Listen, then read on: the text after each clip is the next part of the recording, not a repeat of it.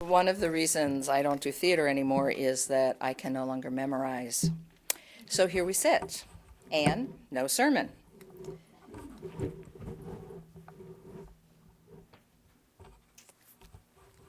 You get what you get.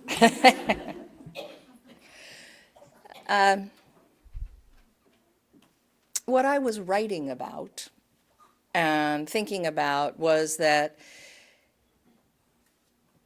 I knew this morning that I wanted to talk about revolution, and I knew that I was talking to all of us. And we're fabulous, but we're not quite Che Guevara. So, what does revolution look like in a community that looks like this? How do we participate? And how does it make sense? Why do we need to talk about revolution? I think if we look at what's going on in our world, it is not difficult to understand that things are very wrong. We look at them every day in living color on the news, and they get more and more wrong. And I remember standing in Bloomsburg this year by the fountain during the conversation about gun violence, and the women sang a song from the Women's March, which is "I Can't Keep Silent." And I think that that's where we are. We're not at a place where it is acceptable for us anymore to keep silence. And yet, again, what does that look like as we're trying to consider how we, as Unitarian Universalists, are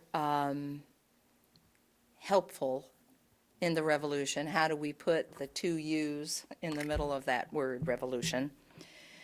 I thought about the words that a young woman said here the other day. Her name is Nijmi, and she was here for the Poor People's Campaign, and she wrote yesterday on Facebook, you know, I am so tired of elitism, and it's crushing expectations on other people, and I'm particularly tired of it when it comes out of political progressives.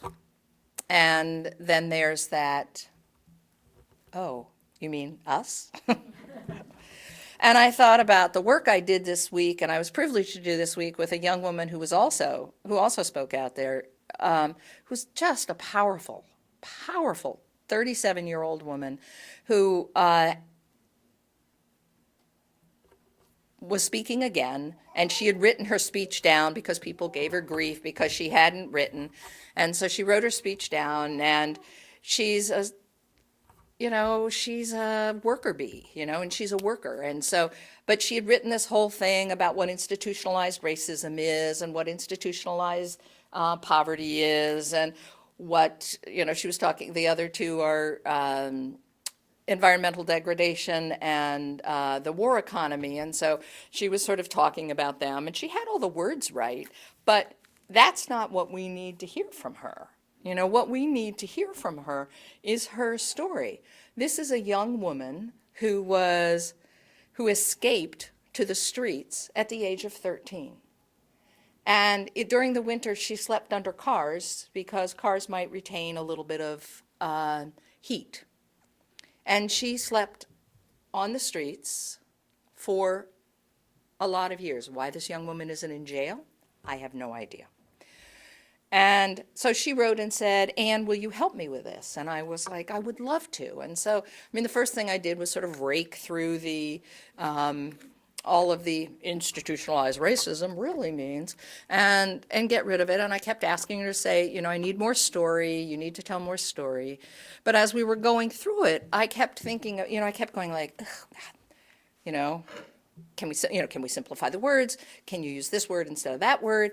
And then I thought, I read Nijmi's piece, and I thought, right, I am a young woman, or I'm not a young woman, she's a young woman, I'm an old woman, but I grew up at a table where the conversation, somewhere in the conversation, were frequently the words, "I'm sure you meant to say," and because of Sammy, I actually say a lot more closely what I mean to say. But, those are not options that that young woman had. And so my worrying about verb agreement really doesn't have a lot to do with helping her say what she needed to say. And by the time we were done, what she said to me afterwards was, "I made my daughter cry." She has a 10-year-old daughter and a 2-year-old son. And I said, "Yeah, what was that about?" And she said she didn't know. I'd never told her what it was like for me growing up. I'd never told her that nobody cared whether I went to school because my parents signed me out of school, so they would have had to sign me back in, because if you're not on the rolls, you can't go to school. Nobody ever told her that she did without, that the only people who helped her were poor people. And in fact, if you look at statistics, the people who give the greatest percentages of their salaries is poor people, people who don't have, and they give the most. And they don't hesitate to give to one another when they're in need, and they don't cavil about whether or not, the people will use it appropriately. They help each other pay the bills. So, I don't think she felt beat up by what I was doing with her, but I do know that I got to sit back and look at that. I also know that, it was at Sammy and Betty's table and at the church I went to that excluded so many people that I nonetheless learned right from wrong. And as my hero, isn't it nice to be in an age where we have heroes again? I really feel like we're celebrating the loss of Dr. Martin Luther King and soon Teddy Kennedy, but there are people rising up. And the Reverend Dr. William Barber II is one of mine. He is the genesis of the regenesis of the Poor People's Campaign. And he points out that this is not a matter of the right and the left, but a matter of right and wrong. That this revolution in which we're engaged is a moral revolution. And for that reason alone, we need to have a voice. And we are in a place, as Unitarian Universalists, where we are one of the few denominations, or I guess we're a faith, not a denomination, that are growing. And the Muslim tradition is growing because people are coming in. But in this country, we are growing. And in this country, we offer a continuation to keep searching. And for a lot of people who would define themselves as nuns, which is, and I always hear N-U-N because after all, I'm religious, but they really mean N-O-N-E-S, people who do not have any religious tradition, that we're actually a very welcoming place for those people. This is a place when the world feels overwhelming, when you feel like nothing can get done. We're working on things. I'm very grateful to the Reverend Susan Frederick Gray, our new president, who is out and on point all of the time. She had a great message about the Poor People's Campaign at the start of it. And she is, she's really pushing things, I think, in ways that are wonderful. I didn't vote for her, but I'm sure glad she's there. And, but I turned to their page, and I'm trying to do that more often just to see what's going on in our denomination. Who are we? And there was a picture, and I won't remember the rest of the words, but at the beginning it said, live your values aloud, not alone. That's why we're here.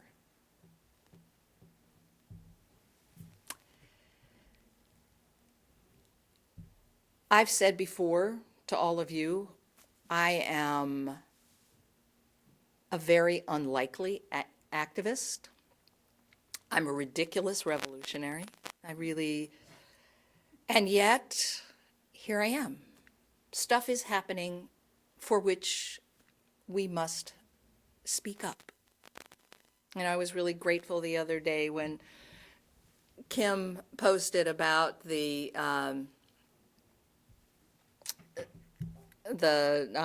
what was called, Anne, protest that was going on 11 and, not on 11, on 15 and 45.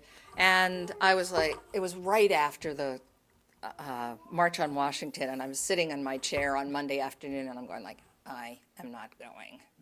I'm not going.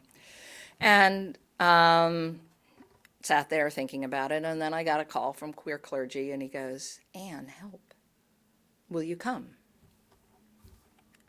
So there I was with my little peace sign. Peace signs are very hard for people with, it was like I kept having to remember to put it on my right shoulder, and then had to confess to my physical therapist that the reason I had shoulder problems this Sunday was because I'd been holding up my peace sign on. But, and you know, I mean, this was my favorite lines. I'm backtracking. One of the things I said was, you know, when you think about us as revolutionaries, and you know, you look around the crowd and say, okay, we're going to have a sit-in, and the question's really like, who packed the Hoyer lift? Who's going to get us up off the floor? You know, is this really a sit-down, or did we all just fall down and can't get up kind of demonstration for peace? You know, but that's not necessarily what's asked of us. You know, what's asked of us, you know, sorry, this is hard.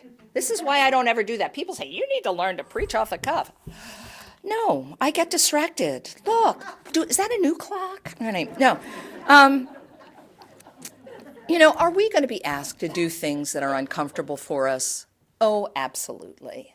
You know, are we going to be in good company? You betcha. You know, are there things we don't know how to do? There are plenty. But are there things we do know how to do? Yes. And really, what does revolution ask of us? What does love ask of us?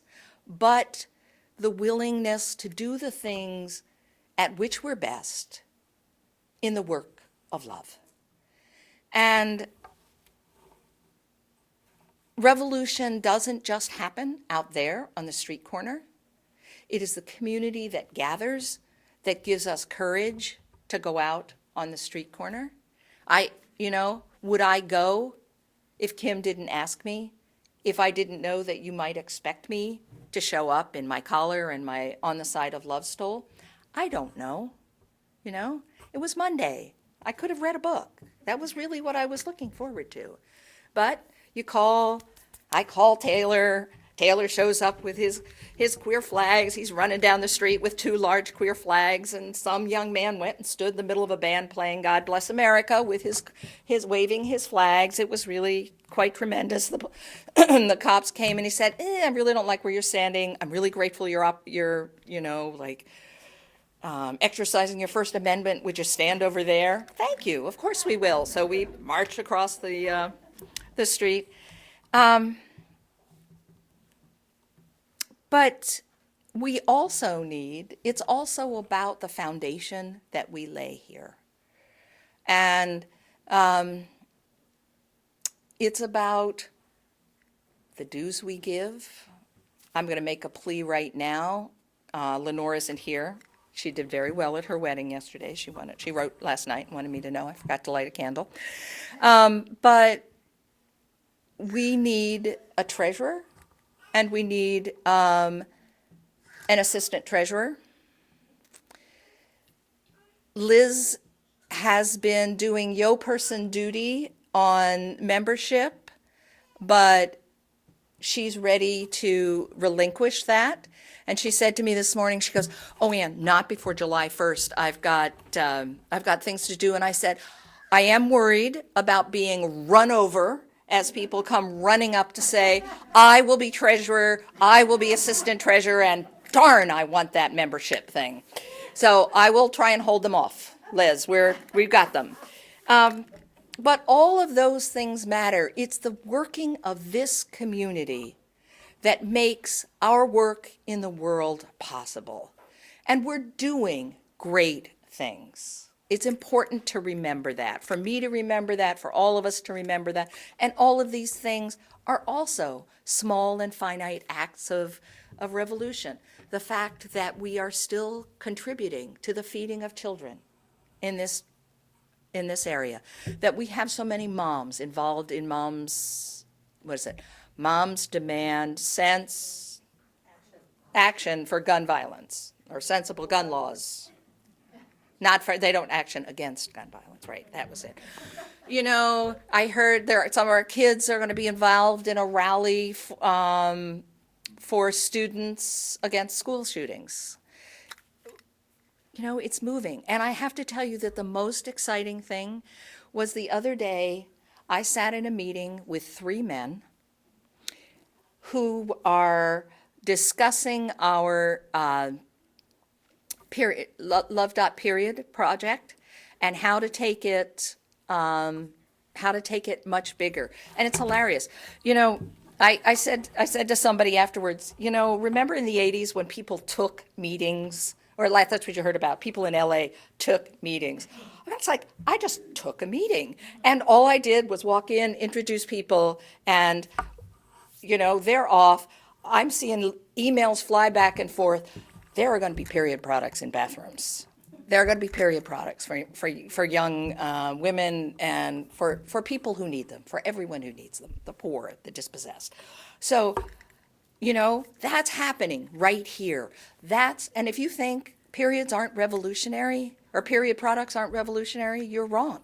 I mean, there was a great thing on Facebook the other day about a young man who was now carrying Tampax in his clear backpack because the young women in his school, or girls, let's call them girls because let's remember these kids are kids, have to walk around with their Tampax showing. And people who are, also people who have disabilities have to carry other things in their backpacks that they would prefer not to, that could easily be in bathrooms, but aren't. But this young man said, if my friends have to carry them, I can carry them, and if they need one, I can give them one. And, you know, it's just a little act, again, of revolution. We're changing the world. And so the world changes in Washington, but the world changes right here, and it wanders out. I'm astonished by who we are, but I can't even begin to imagine who we might become. Blessed be.